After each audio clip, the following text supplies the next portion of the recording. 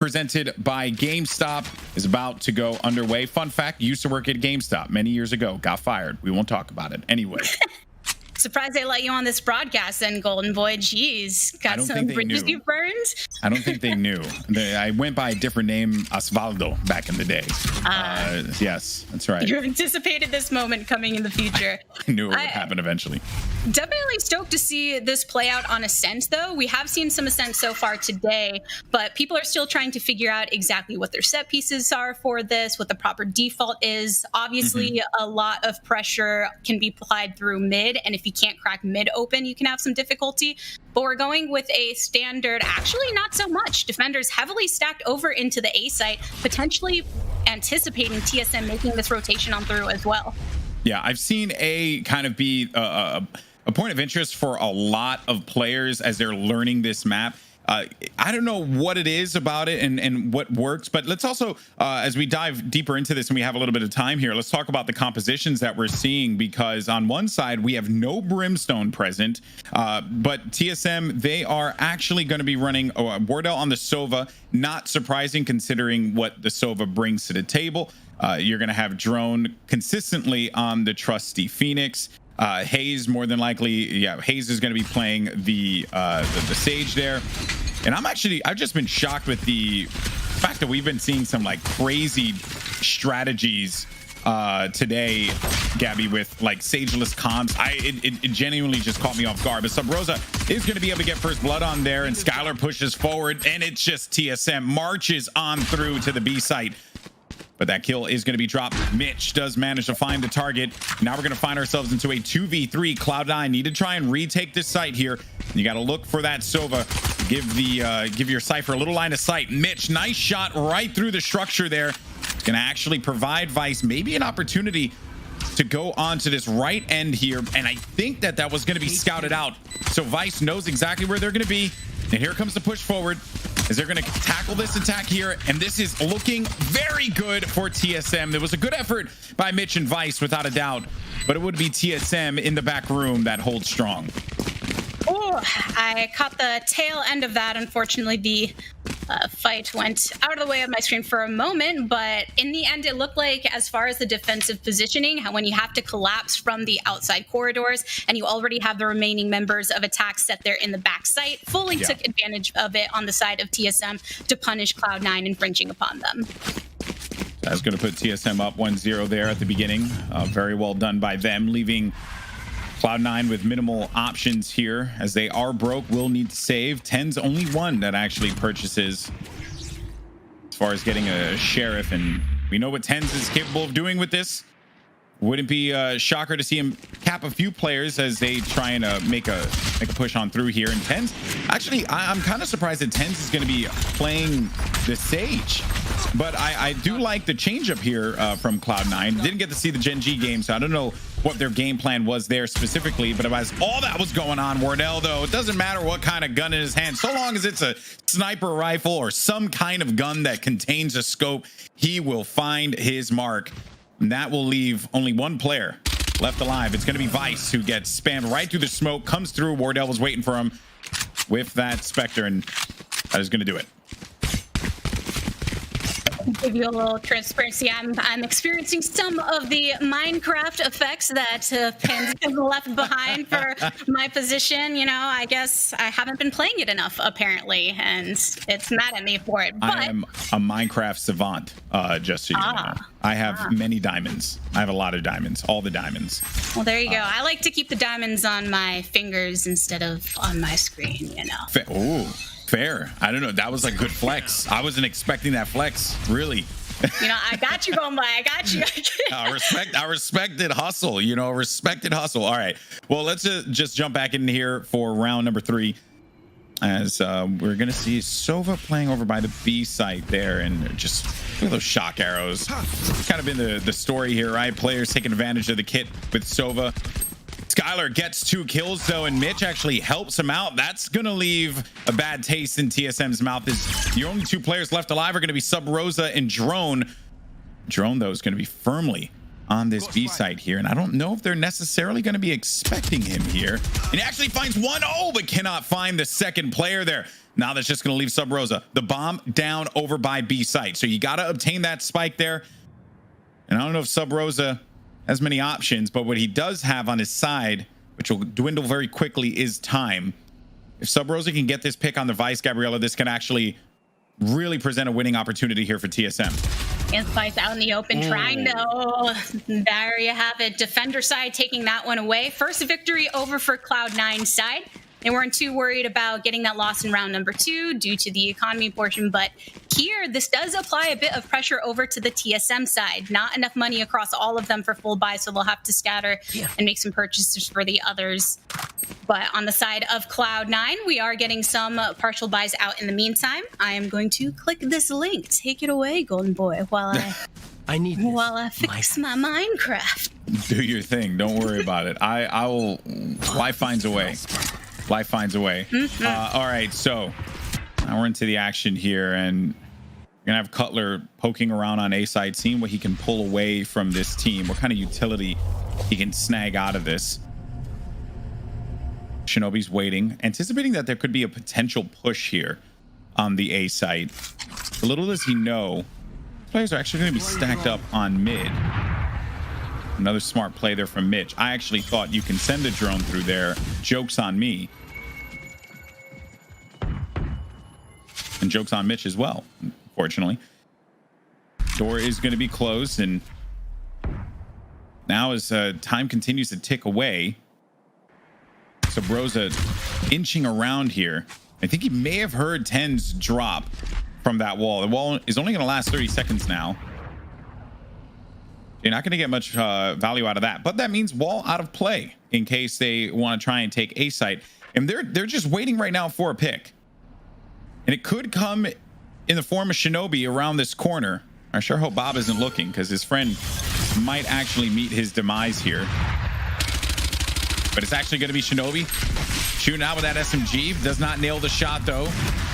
Looking to nail him with the aftershock, and he manages to do that one there. And then the challenge comes up top from Hazed. And just like that, you think that it was all going to work out for TSM. And then, just like that, Cloud9 managed to bring this one back 2-2. And let's take a look now at this replay. This was Shinobi just dropping that right in front of Drone. Drone, none the wiser, I mean, surely Drone heard the shots behind him, but could have been a little further away. Either way, though, that was very well executed. I think I'm coming back in a little bit. I did manage to catch the wonderful aftershock there. I love Breach, so I'm always happy when I see something like that properly executed. But as far as what we have seen on our screen right now, it's a default split apart for TSM here on the attacking side. Looks galore, a nice hit from TenZ here to get that pick off of Catwalk, enough to clear it and run it back over onto A site. What excites me about this matchup is that anything that Wardell can do, TenZ can do as well. It's always just been, or at least for this tournament, the snipers have really taken center stage. And you know, your oppers are typically going to be those playmakers, right? The character actors, if you will, in these types of scenarios. But it's just something awesome to see a person like TenZ or Wardell pop off with this. Vice has his back, though. TenZ drops away. That's just going to leave one player left alive. It's Drone, the madman with Phoenix. What is he able to do there? I think he is going to be met any moment now by Vice. But checking his corners, clearing the site, and there goes the tag. But look at that shot. Absolute filth.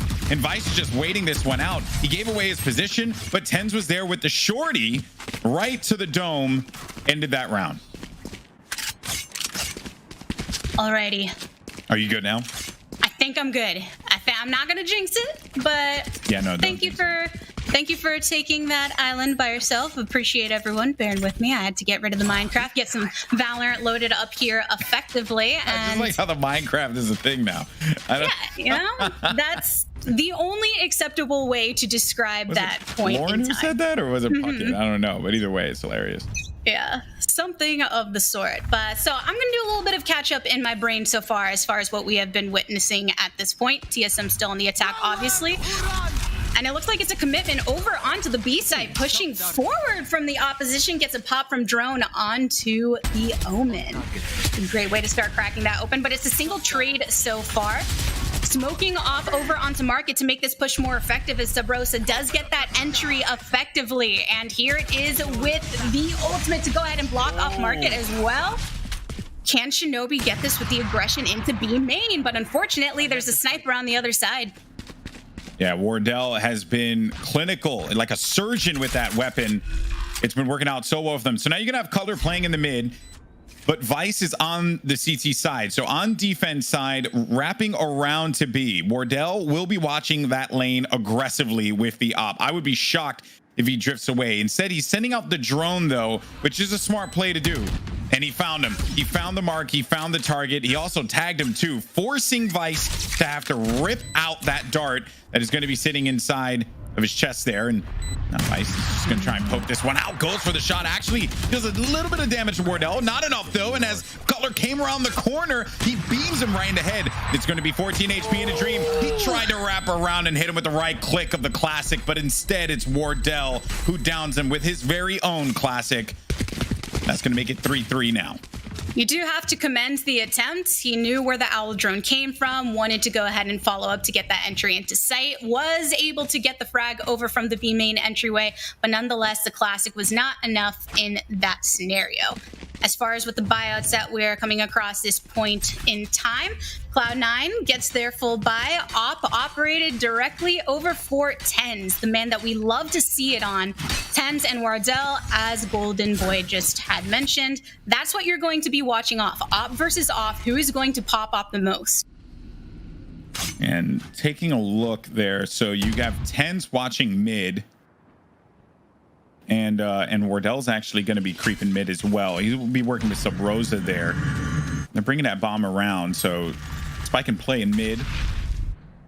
They've got some intel. Yeah, this is an interesting wrap there, but I like the slow play at mid, Gabby, because that means that, you know, they know that there's not going to be a lot of activity over there, but that can also imply, and it's really going to be up to whatever Cutler can do here, that what they can manage to pull away from this. A run it back actually gives him a ton of information, but TenZ, I mean, he was right on top of that wall, and certainly Drone did not expect it with the way that he just wrapped around that corner. This is going to flatline him there for the time being. And you're going to have Shinobi on this big flank, Gabby. Yeah, Shinobi, he was waiting there, but Wardell luckily able to find that upon their entry. It's been a slow push completely through mid for TSM, and the response from Cloud9 to back off did allow them to have some kind of foothold, but in the end, they are starting to trickle down in numbers on the defense. TSM rotating effectively over towards the B site, worried simply about a Sova and a Cypher that's coming all the way from A. And that's going to take too much time for him to make his way through. So that's going to be an effective push over from the attacker side. That actually was such a great round there. They pulled out so much utility. That wall going out, while it was a really smart play from TenZ, now that wall is just going to be tucked away on the opposite side. This was also another critical shot, and just Wardell coming up clutch again. Just the flick there was absurd. It was a matter of seconds, because as soon as that trap wire went off, the breach turned around, like had eyes on it, but Wardell was right there watching his back. And it's a good thing that there was no friendly fire there, because he definitely would have killed his teammate. That said, though, Subroza and Hazed are going to open up the round and pick themselves up 2 kills here. And Tigris, this is looking pretty solid for TSM so far. Let's see how they're going to be able to maybe look for this executor. And they're actually splitting a lot of this attention. Yep, Cloud9 responded differently this time, more aggressively positioned with their defensive hold. Unfortunately, got punished for that over on the B site, but have still 2 standing strong on the A site. This gives the information to TSM that they have some more fluid movement through B, but Relyks is still here to keep hold of this and gets the pop out, uses his own elf teleport to redirect himself and potentially get another, but Subroza sees it through the dark cover, gets himself onto the site, and this should be another plant over for TSM.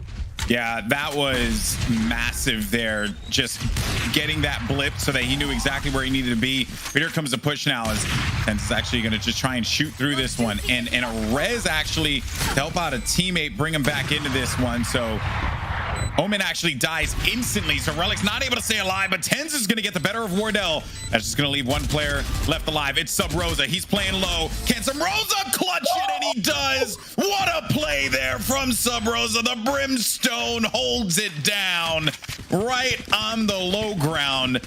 Wow.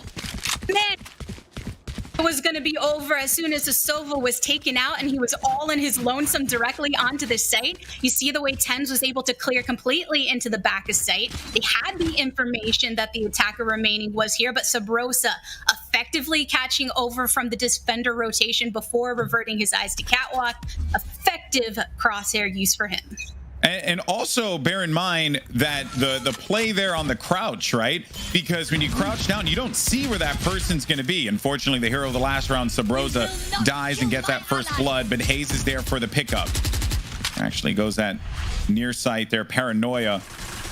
Such a good ability. When I was casting Twitch Rivals, Myth was actually doing a brilliant job on those Paranoias, lining them up exactly where they need to. And a lot of people don't know how to respond. Everyone always thinks about the Rays, or the Rays, you hear me? I always do that. The Reyna, two names with R and it always throws me off.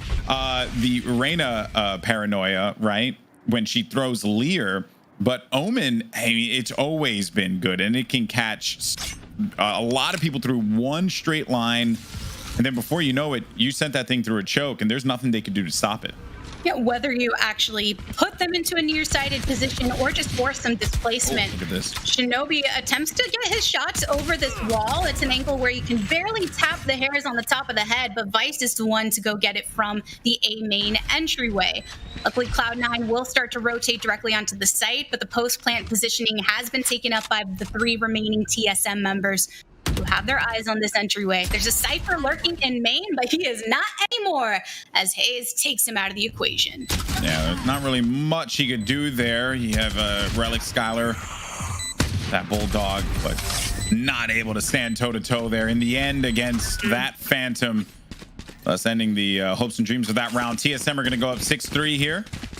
For just joining us, grand finals of the Immortals First Light presented by GameStop. It's been a long road to get up to this point. We had a great open bracket qualifier that took place. Echo 8 and China Win came out of that one. China Win actually took, I want to say it was Gen G to a game 3, I believe. Yeah, they took Gen G to game 3.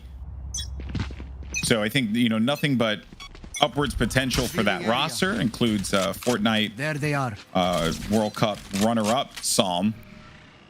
I've always been a big fan of his, but I've also been a big fan of this TSM lineup ever since I first started casting them in a few of those Twitch Rivals competitions. And I mean, this team has just been a joy to watch. But now here comes the attack. no more charges left. They're trying to just bait out what they can, but it is going to be Mitch. Lines up the shot there, Gabs, against Hazed. And just look at the way that they're preventing them from being able to get any kind of foothold inside of this site. Just playing those angles gorgeously. And this was all led in with the Brim smokes dropped down by TSM. While they are great at preventing the rotations from the defenders, they do forecast this a bit. Cloud9 was able to easily respond, very aware of the fact that TSM is stacked here in the B main, but there's no reason to push it. Subroza, the first one to make his way into the site, but Wardell is following up with the Ob. Then still doesn't need an Op for himself to get that damage, though. Those 2 frags are going to be very effective for Cloud9 in trying to get them corralled here. But Wardell, why he doesn't care? He can hold on to the same position the entire time and continue to grab. Yeah, but they did lose a lot of value there. I think that the play could have potentially have been to place down the Brim ult right at the back of defender side so that this way you can remove it and pull that attention over there. But this is going to be the end of the run there for TSM. Cloud9 manages to come out on top. But yeah, losing Subroza early on, one has to wonder what their plan would have been with the orbital strike, because if they placed that backside, pulled a lot of attention and maybe had 2 players backside, that actually would go really poorly for Cloud9 there. In keeping track of what ults are going to be online, it's an important part of this game, especially when you have such high impact ults such as the Brimstone ult and as well as Rolling Thunder for the Breach. Those are just so imperative to be able to use as well as you can. Now Wardell just going in for this drone, more information as much as he could possibly muster for his team. Hunter's Fury is going to be in effect for TSM. Wardell looking to see if he can get the tag, but doesn't find anything with that one, Gabby. Not quite. The spike itself is making its way through market, and Relyks did anticipate this, was able to get one, couldn't follow up on it though. Wardell, I mean, Golden Boy, when it comes to him on his top, it doesn't matter what agent he's on, just effective completely with his lineup. It's filthy, it really is. And that actually looked great. He landed the paranoia, but Wardell still had a sniper rifle and was able to see. So it just did not pan out well for them there. Drone with the Guardian. And we got any Guardian users in the chat? Because this gun slaps. It's really, really good. Are you a Guardian user, Golden Boy? I am not. Are you an advocate? No. I will use my Prime Skin Vandal with the laser beam sounds because it sounds like Halo, and I'll just commit to that. I'm mad because I totally missed the Prime Skin. Oh wow! Yeah, no, you missed the laser beams. Yep, it was that thing that I said, "Oh, I'm gonna do it," and everyone I play with, they already bought it. But in the end, I missed out on my opportunity. Yep, I just forgot to hit the button. It's just always hit the button, man. Come on, always. Gotta hit the button. But anyway, as far as obviously Cloud9, one member standing, hoping to hold on to the weapon as much as possible, and TSM are just looking to try and pry it from his hands. So that's going to be the end here. 4-7, TSM pulling ahead in this one. Effective use on the attacker side. When it comes to Ascent in general, it's not yet determined really whether it favors attacker or defense. You have to give it to TSM through the way they've been able to push through the narrow chokes. That's one of the most difficult things to do, especially when you're not opting to make a rotation through mid connector and clear that out. But Cloud9, on the other hand, they're also electing to keep most of their defenders directly on the sites, using things like trap wires to cover market and bottom of mid instead of positioning actual agents there. Ascent has been a fun map to try and analyze and dive further into, because I'm still like you said, I'm unsure. Like we have like a good understanding of split, changes aside, and they were pretty significant.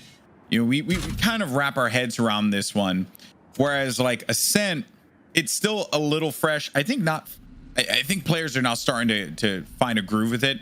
Back when the game first came out and Ascent was featured, everyone was trying to fight after that mid area, but with how wide open it is, it's almost like just pointless to go for that in the beginning.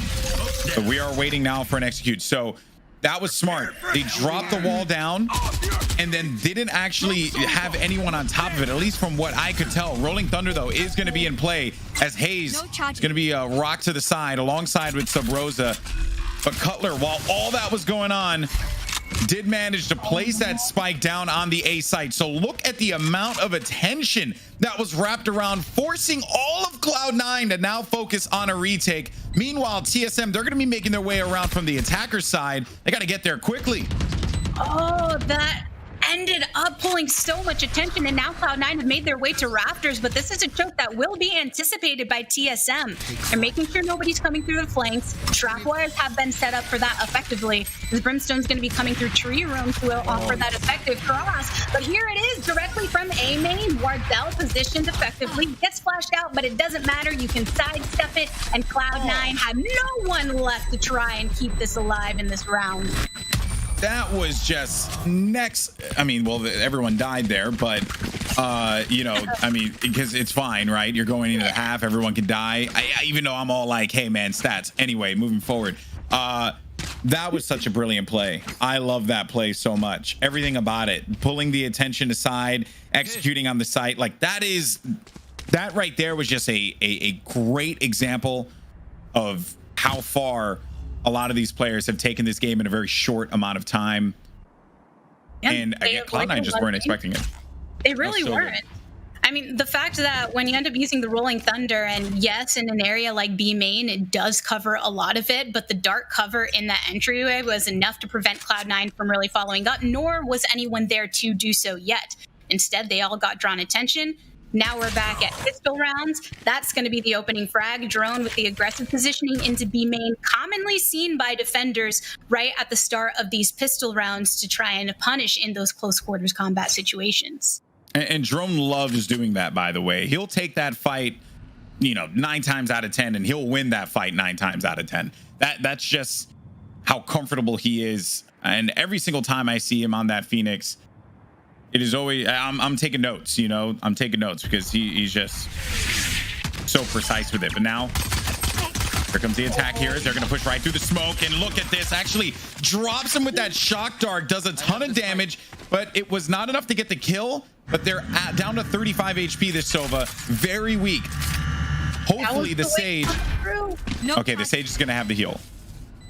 She will. And the 2 remaining defenders over on TSM side, they're forced to make this slow rotation. Drone starts to peek out, and right there behind Tetris, Sage pops up, but everyone else, you have the Sova positioned in A main to send out that drone for intel. It's no secret that TSM is still on the rafters. There's another one from Drone, but in the end, it's the 1v1 Golden Boy. Yeah, and also you have that shock arrow. So the slow orb is placed, preventing Mitch from trying to get this angle, and that is going to have to be just Hazed going right for this one. And he had to commit to it. He had no choice but to commit to that defuse.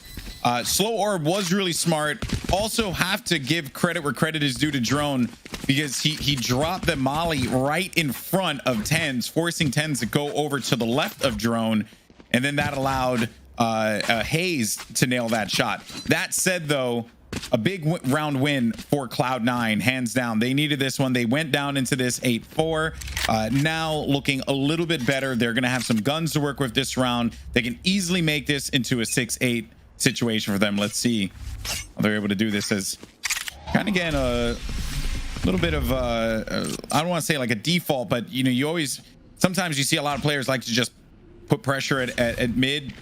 I don't think it's necessary, but a lot of players do like doing that, and Shinobi downs Hazed instantly there, finds one in front. Just look at that. Relyks. Intel. Yeah, very well done. Grabbed over. Sova knew that nobody was coming directly on the flank, and mid gave Cloud9 just the agency to move directly into this site. TenZ, a great pickup to clear out over in this defender spawn area. And now with that, it's just a lonely Brimstone. A lonely shorty.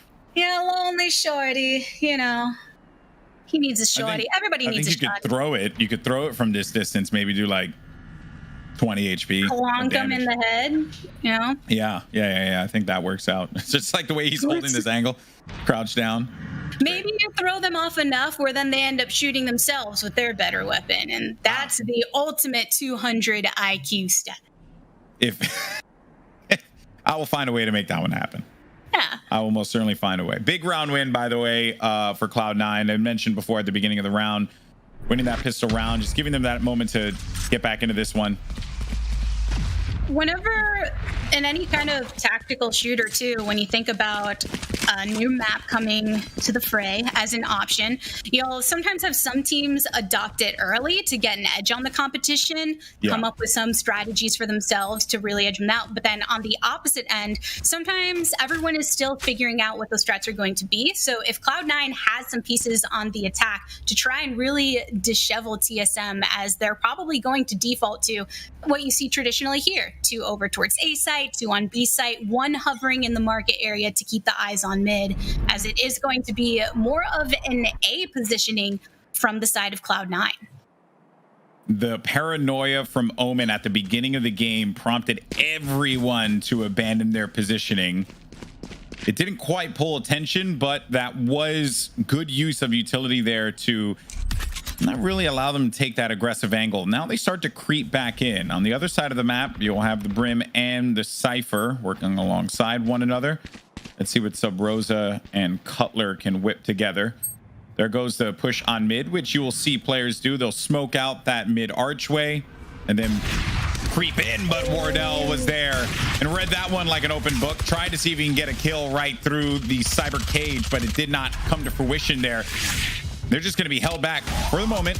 because of that Molotov. And Subroza inside of the dark cover actually gets himself two. Cutler finds a headshot. Subroza wasn't able to stay alive there long enough. Shinobi got the better of him there, trades out the gun, but Wardell is going to take his life. And that is going to be C9 losing out for the first time in this half here, but certainly was just Wardell rotating around quickly enough and had just all the intel necessary. And then Subroza, massive play inside of that dark cover. Yeah, if you look at kind of the way that the defense ended up responding there, with Drone having his sights over on mid, the dark cover was there, but not being able to hear any movement through mid, you had a feeling they were either going towards A or B, with more of the vision being had over on A, immediately popping as they made their appearance.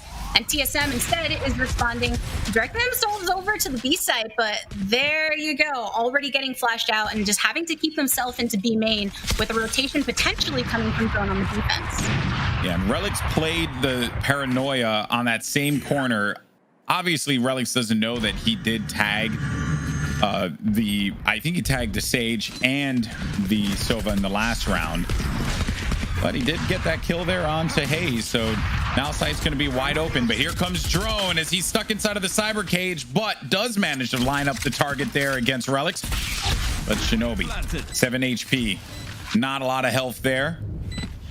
And that's the plan. Rotation. Yeah, exactly. Directly on site. And as far as the rotations from the defense, I mean, you have Phoenix that is stuck kind of there in shed.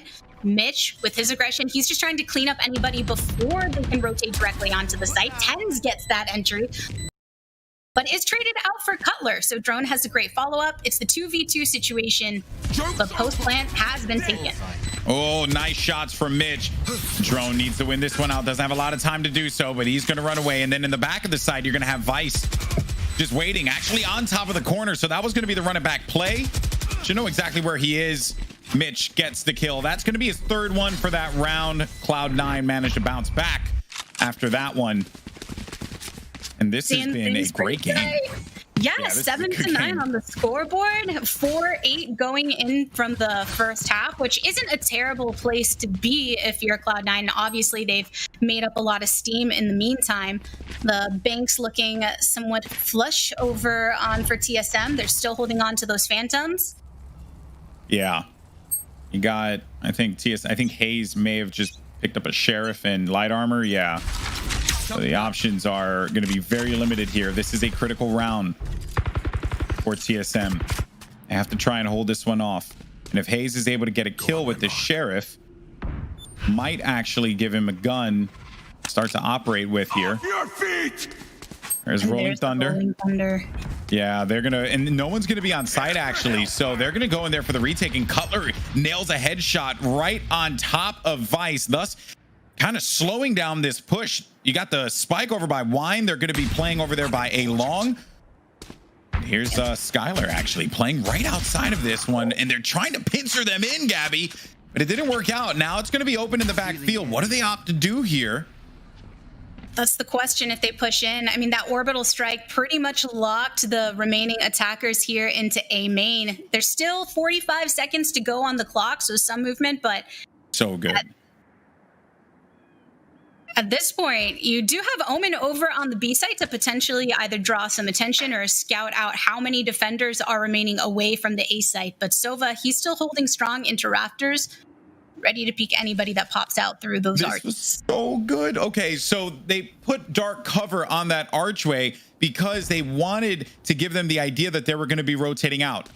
That said, they made some noise and pulled away some of the attention there. Unfortunately, was not able to stay alive and get kills, but it was good because it actually took 2 players away. Now they just got to worry about Wardell on site here. But Wardell, that's easier said than done, and he gets himself 3 kills out of that one.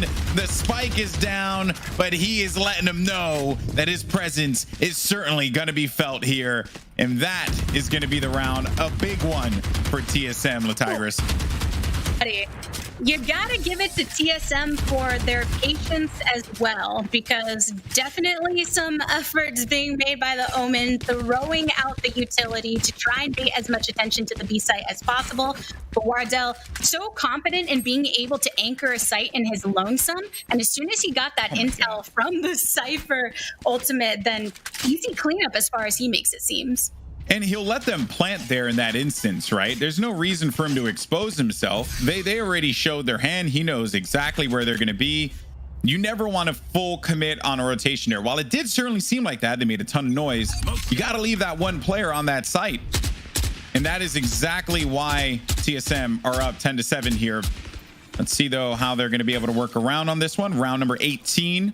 It's been a great matchup for game one in the grand finals on Ascent, which, you know, you and I were talking before we went live. I didn't expect that we were going to see Ascent. And yet here we are, 2020. What a year. I really didn't, especially when you consider that Cloud9 has gained a lot of their victories off of the shoulders of TenZ performance. I'm not completely sure about their semifinals, but I know throughout the quarters, there wasn't a single game they won where he wasn't top frag in the round, which is great and all as far as his performance, but for the team itself says something about where they rely for the power. So interesting to see them playing out here on Ascent in an effective manner so far. Yeah, on Sage. And I was talking to Brent earlier. I hate to give him two shout outs when one broadcast, but I was talking to him earlier. Line up with the bulldog. That, you know, I felt like Sage players were kind of going to get the you know, the crappy end of the bargain, because a lot of players are just going to be left there, you know, maybe bottom fragging because they have to try and stay alive. And then you have TenZ, who is arguably the top fragger for this team, picking up this very critical support agent, Wardell, doing his best to stay alive there, but it's TenZ on top of the platform. Look at this with the wall. This is how you get clever. Oh no, but Drone is just a little bit smarter there with his aim. And he nails the shot. It's going to prompt Cloud9 to have to move around this, but Cutler cannot stay alive. Neither can Subroza. And that, even though time was ticking down, is going to be a round win for Cloud9. My, oh my, 8-10 on the scoreboard currently as Cloud9 keep themselves here in game number one. We'll take a look at this again as Mitch was able to effectively clear through that doorway. And that really sets up the rest of the team. You do not anticipate that player coming from defense all that often. He was holding the angle looking at B main, given where they were pushing from, and then he just wraps around the side there. But all right, moving on though here to our potential opportunity for Cloud9 to bring this within one. Let's see. Keeping to the same dark cover before, but a faster rotation from Omen to join the rest as Relyks has joined them as they try to push through mid. Low drone going through, spotted by Cypher directly on the site. This is not easy to move in. Oh, Subroza, he was in wine just waiting for him. Shinobi tried to just direct that spray on the other side, but it didn't work out that well. They do manage, though, to get onto the site. So before Drone can even do anything with this, he's going to have to remove this wall there. And then Wardell gets two with the Hunter's Fury. There's a player on the other side of the wall there. He's going to be inside of the dark cover. It's TenZ inside of it. Peekaboo, but it's Drone who saw you. And that will be another round for TSM. But I liked the, you know, the moxie, if I use a word from the 1950s, on TenZ to be inside of that dark cover there. That actually took a lot of guts. In general, there was some surprise positioning that played a role during that round. For instance, Wine not always going to find someone there because of its limited view in terms of where the push is coming from, unless you have that intel knowing you're trying to catch them. So being able to pop directly onto the side of the Brimstone left an opening, but nonetheless, it was a back and forth battle between them. And run it back right here to kick things off, mostly for information gathering, as Drone tends to enjoy using it for. Yeah, the run it back and the way that Drone uses it, if you find value with the kill, awesome. But if you get information, that is just as important there. Especially when executing from the position he was. There's so much that you can gather just looking over mid, whether it be the direct entry points into the sites, the fact that there's an absence there, then you know there's more likely to be a commit one way or another. Yep. And then just shots galore to try and throw some sights off, but that's a pop into the head of the so unfortunately. Down one on the side of the attackers, but not nearly as detrimental if you find that self in that same position as the defense. I didn't talk about this, but we also have, if I'm correct, we got ourselves a little cheeky Aries in play. Always a fan of that. Love me some Aries. Perhaps with some structures to break through the way that the doors work on this map as well. Now Cutler, I think he's aware that he's got some company here. Oh! Did that flash end up going onto Shinobi? It did. It caught Shinobi, but it didn't get Cutler, but Shinobi still gets the kill. Maybe he really is a ninja. We have to talk to Bob about that. Anyway, looking forward though, only a few seconds remaining, and there's Mitch. He's got to just take this spike and put it down as soon as he possibly can. It is going to be a 1v1, a Sova mirror match. Sorry, stand corrected. 1v2, but the Sova's still going to be left alive. Wardell gets the kill. It doesn't matter. It came down to the mirror, but whatever. Wardell wins it. He's got 26 kills. The Tigress, he's fragging out. The time that it took for Mitch, of course, he had to plant it. He was in a tough position, but not enough intel for him to know exactly where he should have been looking for the peak, especially with two defenders ready to collapse upon him from both sides. But nonetheless, this puts it within game point for TSM, 12-8 currently on the scoreboard, but not enough funds available to get all the purchasing that they want to. Luckily, because they have the lead in rounds, then they're not going to be sweating that too much. Cloud9, on the other hand, have to use everything in their arsenal currently to put them ahead. And 4 ultimates can't help you do that. They are going to have to play this Rolling Thunder out. Early frag, though, that first blood will be so critical in this instance. And Subroza is just taking presence in mid right away. He doesn't care. He's just going for it. Reckless, pushing forward. I mean, you see that there's a Cypher and a Brim neck to neck directly through that mid connector. And Subroza is the first one to get the pink onto Vice. So luckily, Cutler is able to get some follow-up as well. Now, 4 still standing for TSM on the defense. They're scrambling towards the A site, but not enough information to know if this is a full commit over to A. Cloud9, on the other hand, a bit low on numbers in terms of attackers. They are outnumbered by the defense, so choosing to play this slow, being that they still have about 50 seconds to work with. So it appeared as if we were going to see this full commit on A, but the Sova drone actually slowed it down, forced the bomb to make its way over to T side and then wrap mid. They're still looking to play this A, but Wardell stuffed out Mitch, not allowing, and Cutler actually just tossed his webcam over and tried to give him, maybe a Christmas present a little early on. Fortunately, it's not how this game works. Now Wardell's gonna be playing low, doesn't find a shot there. Make sure you quote whenever Wardell misses. But it won't matter because his teammates certainly don't, and that is gonna be TSM getting the first game here in the grand finals. And the Tigers, this was certainly a very unique game because